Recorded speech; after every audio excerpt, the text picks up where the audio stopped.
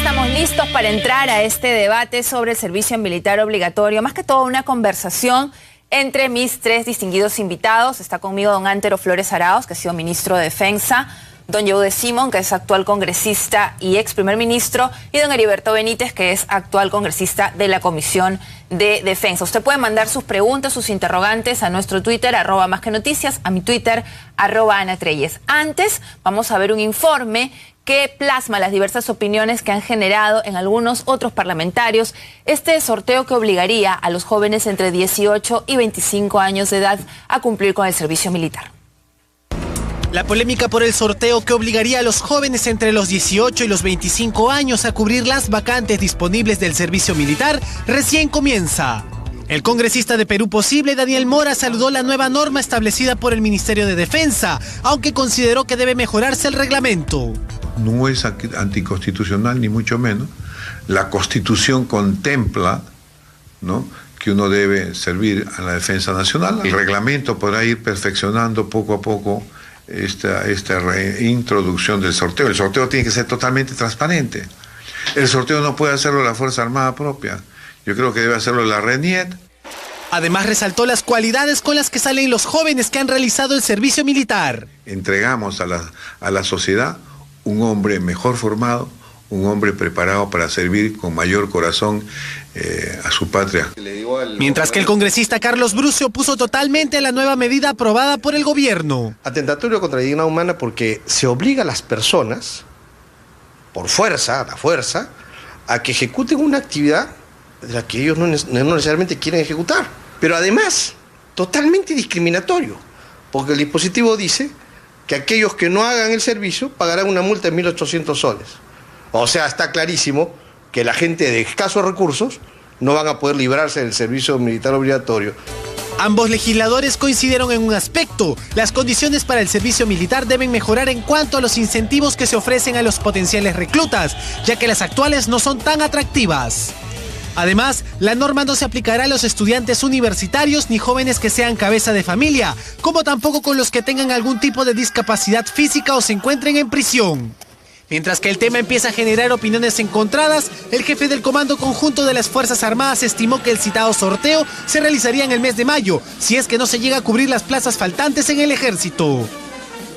Bien, y tal como les anuncié, aquí comenzamos esta conversación. Don Antero, comienzo con usted, que ha sido ministro del sector. ¿Usted está de acuerdo con este mecanismo?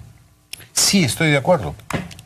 Hemos tenido primero servicio militar obligatorio y sabíamos claramente que había las levas y todos estos procedimientos deleznables, se quitaron, etcétera. Pero nos excedimos sin estar preparados para cambiar de la obligatoriedad a que el servicio sea voluntario. Entonces, ¿qué ha resultado cuando el servicio, y ahí está la experiencia, que se hizo voluntario? Que se inscribían la gente para la Marina, para la aviación o para el ejército. En la Marina y en la aviación tenías más gentes de los inscritos que querían hacer el servicio acuartelado. Entonces tenía superávit. ¿Qué pasaba en el ejército? Lo contrario. Se inscribían todos, pero los que querían hacer acuartelados eran menos que los necesarios. Entonces pasaron varios años y no se cubrían esas plazas que eran indispensables. Entonces se modificó en el 2009 la ley a efecto de que el servicio militar, sin decirlo, fuera ni obligatorio ni voluntario, mixto. Voluntario hasta determinado momento. Pero si no se cubren las plazas que son requeridas por algún instituto, haces un sorteo entre los otros inscritos que no quieren hacer el acuartelado. Esto evidentemente es una cosa que tiene que ser transitoria. Ojalá que todos fueran voluntarios. Pero es que nadie quiere, pues nadie quiere ir al servicio militar. Don Yehude. Mira, en principio todo lo que es obligatorio es malo, ¿no es cierto? Y en un mundo cada vez más moderno y de no guerras, evidentemente, incluso en muchos países se discute si se justifica un ejército tan numeroso. Y nosotros, por lo menos yo recuerdo cuando hablaba con algunos generales, hablamos de la profesionalización de las Fuerzas Armadas, un ejército mucho más en calidad cualitativo que cuantitativo, y bien pagado y bien remunerado.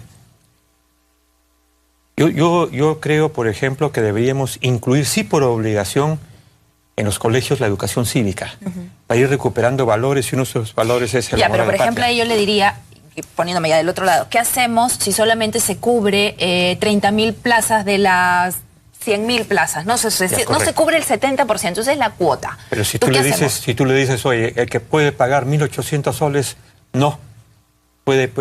Su multa es 1.800, 1.300 soles, te van a formar cola para 1.800, pagar. sí. 1.800. Ese es discriminatorio.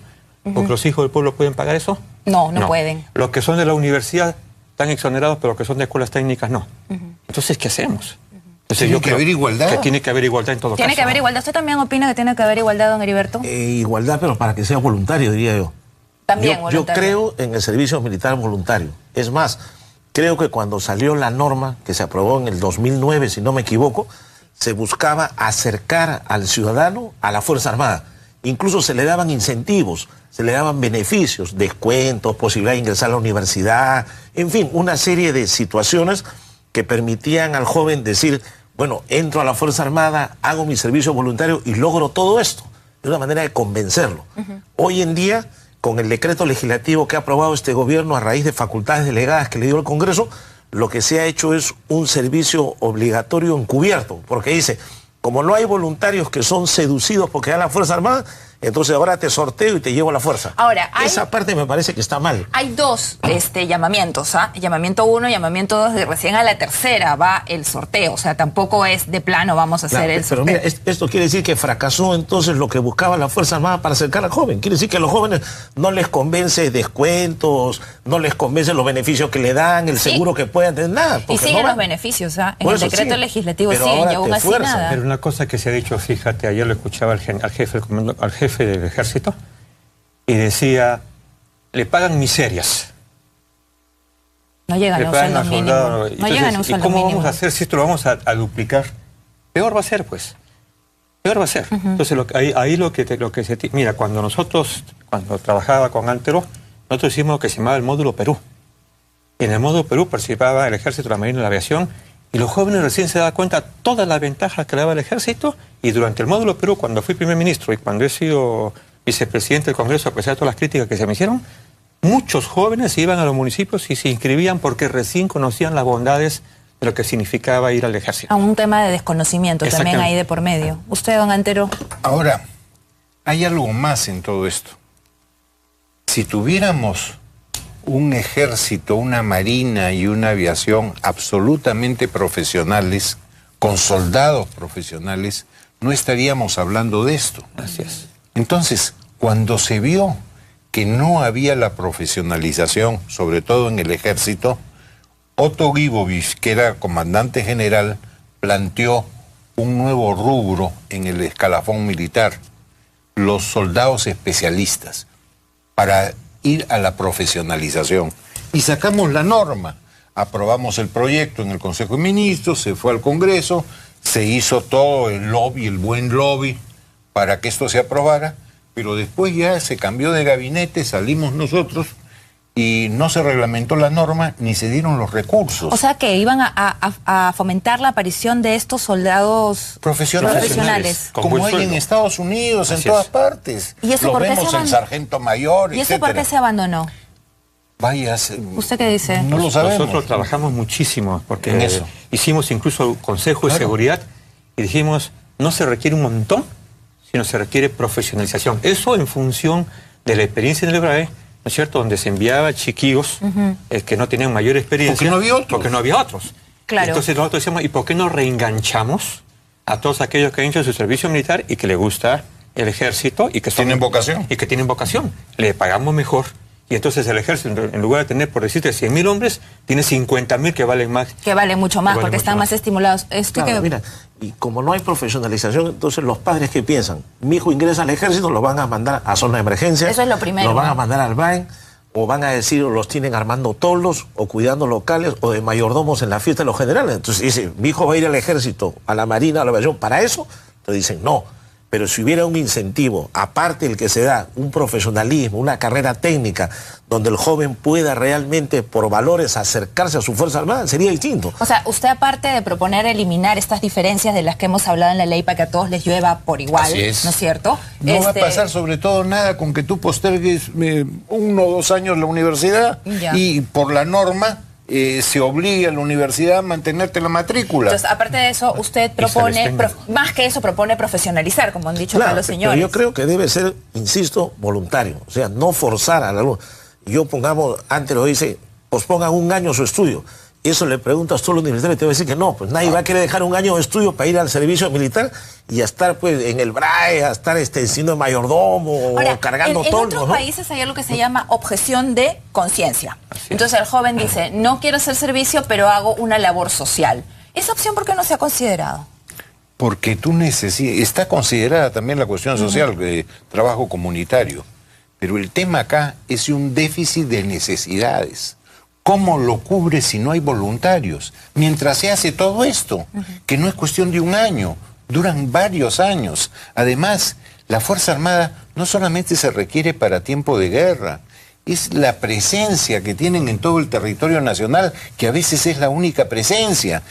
Tienes el tema de los ríos de la selva. La única asistencia médica que hay en muchos pueblos es lo que van los barcos de la Marina de guerra en las patrulleras haciendo estos servicios, inclusive también educativos. Bueno, necesitamos soldados. Los necesitamos. No solamente para eso, te insisto. Otra cosa, hoy día en uno de los medios de comunicación escrita hay posibilidad de que haya un gran desastre, un terremoto. Oigan, ¿quiénes son los primeros que llegan cuando hay una catástrofe, una inundación, etcétera? Las Fuerzas Armadas, Pero tiene que que para ser- eso también se requiere. Pero tiene que ser así, sorteo 2 años para adentro todos. De repente hay opciones para... Escúcheme, yo estoy convencido que con la propuesta que hicimos cuando tuvimos parte de responsabilidad del Consejo de Ministros, era la salida más inteligente para un país como el nuestro, que se maltrató a las Fuerzas Armadas durante buen tiempo, uno. Segundo, que tuvo una pésima imagen con ese pasado donde solamente hacían servicio militar, la gente le decían los indios o la gente andina que los agarraban y los metían y a la fuerza y dejaban a la gente como nosotros de clases medias que porque estábamos en la universidad o porque teníamos a buen apellido exonerado. Entonces esa imagen tenía que quebrarse. Por eso que se habla de voluntario. Cuando nosotros dijimos profesionalización, que significa mejorar el rancho, mejorar el salario, darle la posibilidad de que salgan como técnicos, esa es la mejor medida. Tú no vas a necesitar obligatorio, van a ir ellos. Usted que está...